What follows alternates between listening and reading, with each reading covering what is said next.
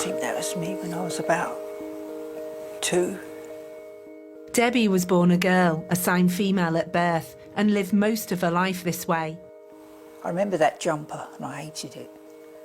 But at the age of 44, almost 2 decades ago, she sought help to transition from a woman to a man. That is me, about 3 years in. So that's you there 3 years after taking... Starting the testosterone. She explains why she started on this path. I just happened to turn the TV on at the right time and Kilroy was on, and he was basically talking to female to male transgender people, and it was like a eureka. This is me. This is what I've got to do. What did you think changing gender would achieve? Well, I would become a different person. I'd become accepted in the world. People who identify as a different gender to the one they were assigned at birth may transition in different ways. Some do socially, using a different name or pronoun or changing the way they dress. Others may do medically, taking cross-sex hormones, estrogen or testosterone. And others may opt for surgery. We don't know how many people in the UK follow those different pathways. You've still got these. Debbie underwent a full female-to-male surgical transition, even having a penis constructed from skin on her forearm. But after multiple procedures, changing her name to Lee, and 17 years on testosterone, Debbie now deeply regrets what has happened. She's decided to detransition, go back to living as the gender she was assigned at birth. I remember breaking down. It was like, this was a mistake. It should never have happened. But it was like, what the hell do you do about it? You know, how do you go through yet another harrowing transition? What do you do? I've got no hair, I've got a beard, I've had all my body mutilated.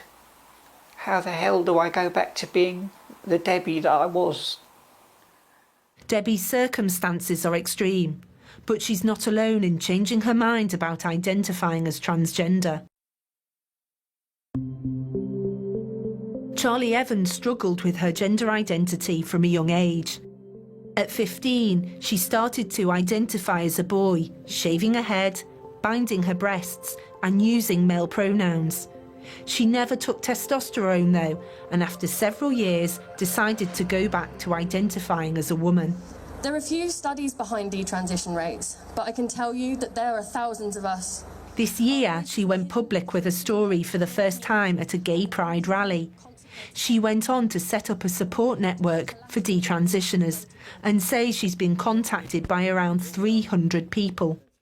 I hadn't expected to have such a response to it. And I started being contacted by people who've been medically, surgically transitioned. Charlie says they were mostly assigned female at birth and later identified as male. They view their detransition in different ways. Some are distressed, others are not. Although Charlie concedes she cannot verify their accounts and it may be a biased sample. Most of us are same-sex attracted. Most of us identify as either lesbian or bisexual. And a lot of us are autistic and tend to be under the age of about 25. It's only anecdotal, but what are people in your support network telling you that they would have liked to have happened at the time they were making decisions to transition? A lot of these young women feel that they were not in a state that they were able to give consent because they felt so unwell with eating disorders or depression, or this was going to be the thing that made them feel better. They often feel that they didn't follow up intensive therapy as much as they could have to make sure that it was really informed consent and the right path for them. We don't know how many people detransition or for what reason. Experts we've spoken to say the research is limited and the existing studies are flawed. Some say around 2% detransition, others argue it's even lower. But the reality is we just don't know. It may be more, it may be less. There's no robust research about detransitioning, but having worked with transgender adults for more than a decade, psychotherapist James Caspian has now spoken to dozens of detransitioners. He has spotted some commonalities. A lot of them will say they've spent a lot of time on social media where they've seen a lot of people who've transitioned, feeling it was very cool, feeling that it was a way to get away from being female. Quite a lot of them seem to have had a very negative experience of being female in a female body, sexual harassment, even abuse. Debbie too believes she transitioned as a way of dealing with the sexual abuse she endured as a child. This is an extremely controversial area. Some fear detransition will be used as a weapon to deny trans people the care they need. Many groups working with the transgender community declined to take part in this film. But Mermaids, which has supported young people and their families for 25 years, agreed. This idea that it is easy is in complete contrast to the experiences we hear every single day. You know, the process is rigorous, and the process is there to ensure that any decision made is the right one for that person. We mustn't use these experiences to suggest that everybody is being dealt with in a way that suggests they're being pressured or made into being trans. That's incorrect. You can't make someone be trans. So how do people transition in the first place? Well, there are NHS specialist services for both children and adults. For young people questioning their gender identity, it's possible to take puberty-blocking drugs after an assessment, usually consisting of 3 to 6 sessions. Cross-sex hormones are only available from the age of 16, but many young people won't have physical intervention at all. In adult services, it's possible to get hormones after 1 or 2 appointments. Surgery is only allowed after taking hormones for at least a year. This is an incredibly difficult field to work in, and the stakes are high. We've been told of a constant balancing of risk, the risk of not allowing a medical intervention and the distress that may cause, against the risk of beginning a journey that later may be regretted. All this against a backdrop of scientific uncertainty. The Gender Identity Development Service, or GIDS, is the only NHS clinic in England that treats under 18s questioning their gender identity. Anna Hutchinson was part of its senior team for 5 years. I think one of the biggest dilemmas in this area is that the patient group are very sure of what they want from NHS England and from the professionals that they see.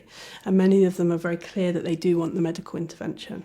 The people for whom that pathway hasn't worked, in retrospect, will say that what they wished they had was therapy. So we've got a bit of a dilemma where perhaps what some of this patient group need may not be what they want at this time.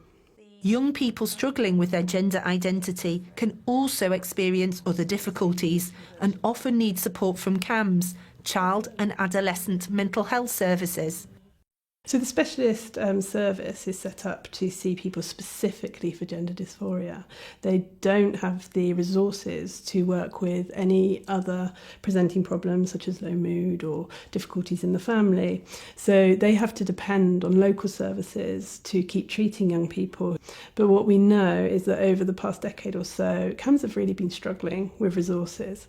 So despite the best of intentions, sometimes the resources to help with the problems that are going alongside the gender dysphoria are not there. Since Charlie went public with her support group, she's faced accusations that she was never really transgender and that she's anti-trans. At Manchester Pride this summer, she marched with a banner saying that gender ideology harms lesbians. She says she fears young lesbian girls are being misdiagnosed with gender dysphoria and placed on a medical pathway when they're actually gay.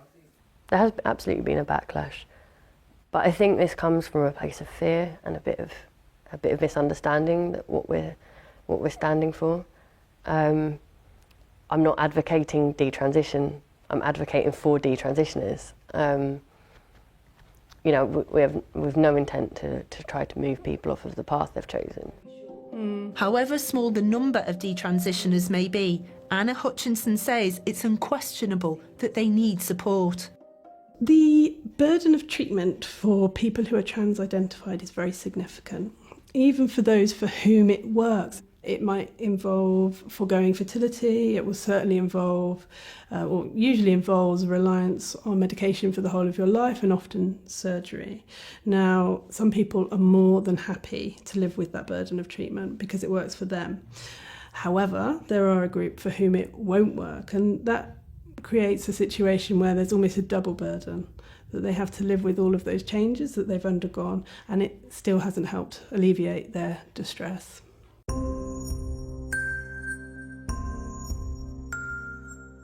Debbie is now being seen by one of the NHS's gender identity clinics, but she says they're not sure how to help.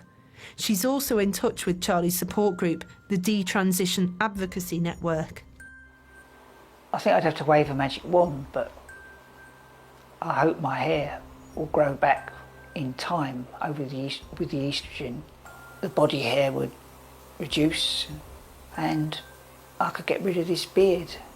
The subject of transgender healthcare is complex and emotive. It's clearly an area which needs much more scientific research and much more open and honest conversation to ensure a good quality of life for all concerned. These are a really particularly isolated group of people. You know, they are the vulnerable group within the vulnerable group. And, you know, they're having to self-organise to find help and to seek treatment. What's really, really important is to ensure that this experience isn't used to pressure other people. It shouldn't be used to tell those who are trans, those who are gender diverse, that they're wrong or different. It's about creating a system that makes everybody feel validated.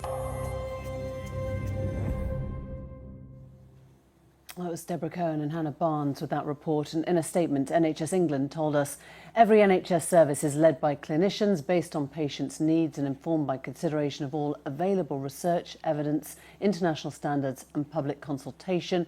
All patients with gender dysphoria have extensive access to regular psychotherapy and counselling support, with a more detailed assessment process for those with complex physical or mental health problems.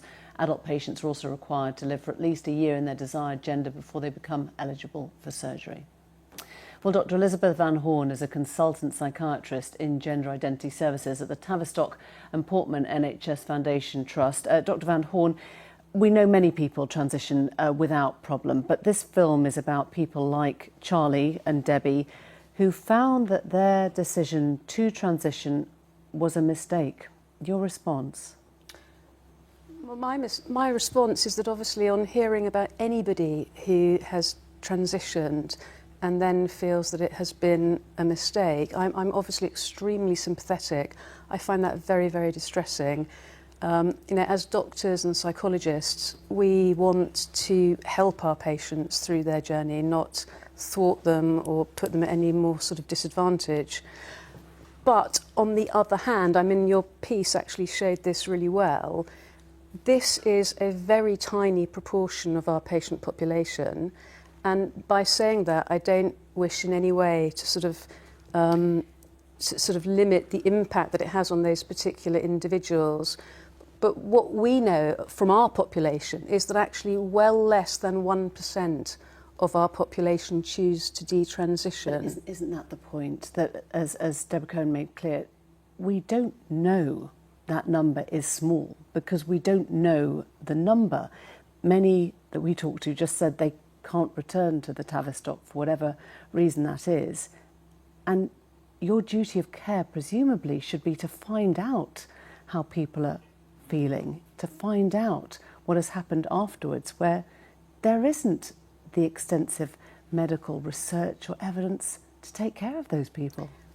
I wouldn't disagree with you at all, and I would actually encourage anybody who's in that situation to go and see their GP and to seek to get a referral back to a gender identity. But it's not just about going back, is it? It is a concern that you're putting people on these pathways without enough evidence of the treatment or of the long-term consequences of what that treatment is doing. This can be life-changing treatment in many situations and circumstances, and that pathway is something that you're putting people on without the requisite evidence. Well, I accept that we can always have a better evidence base. I don't accept that there is no evidence base. I think it depends on how you define your evidence base. And what I would add... Well, how do you define it? What do you give them? Well, I was just about to say that.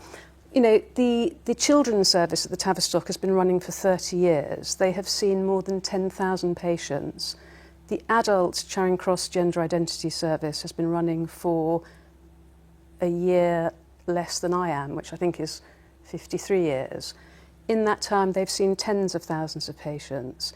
So there may not be the sort of gold standard, as we would say in medicine, randomised controlled trials, but actually you are rarely going to get... Sorry? Well, I'm just curious, because the NHS is meant to be dispassionate, isn't it? It is for people to have faith in all treatments, whether it is a disease, a cancer, an asthma, or a gender reassignment. It has to be peer-reviewed. It has to be evidence-based research. It's not enough to say we fail to be clinically curious or acquire the relevant data and evidence that we need to make sure this is right. I think that's both harsh and inaccurate, actually. I mean, I think a lot of research has gone on over the years. I think that it's quite difficult to do very long-term research in any field. And if you're looking at people's reactions to transitioning, and you're looking at what happens 5, 10, 15, 20 years, very few studies will ever be set up that will actually take that into consideration. If you look at hang on, let me just ask you about the numbers, okay? Because the numbers are astonishing, that we know that in the last 4 years, the number of adults and children being referred to gender identity clinics has more than doubled. It's now at 8,000. Now, what do you attribute that to? I don't know. I don't think any of us know. But why aren't you finding out? I mean, you can't just say, I don't know and we're not looking into it. I didn't say that. I said we don't know. Well, are you looking into it? And we probably won't know until some time has passed. You know, I mean, I think you have to be realistic about what people are capable of achieving. So, you know, it's all very well for people to cast aspersion and opinion, but we are faced in a day-to-day... Are you looking into it? A really simple question. Can I just... Please. Are you looking into it? We are faced in a day-to-day situation with extremely distressed people coming to us, and we are trying to give them the best health care that we can. Of course, and when you have people coming through your door, you need to have the research to understand why. So are you looking into it? Can you explain, for example, why more than 75% of those referred to you are assigned female at birth? Do you know that? No, not yet, we don't. No. So in that gap between not knowing and not doing the research... And equally, Emily, prior to that, we didn't know why the majority of people that were being referred to our service were assigned male at birth. So something has shifted, you know.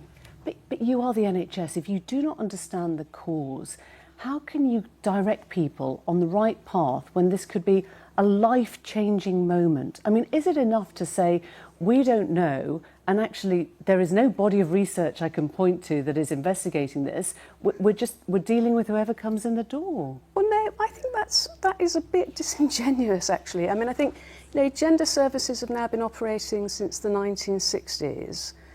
It's been a very difficult field to even get clinical provision for due to various issues around stigma and prejudice. That is now thankfully changing.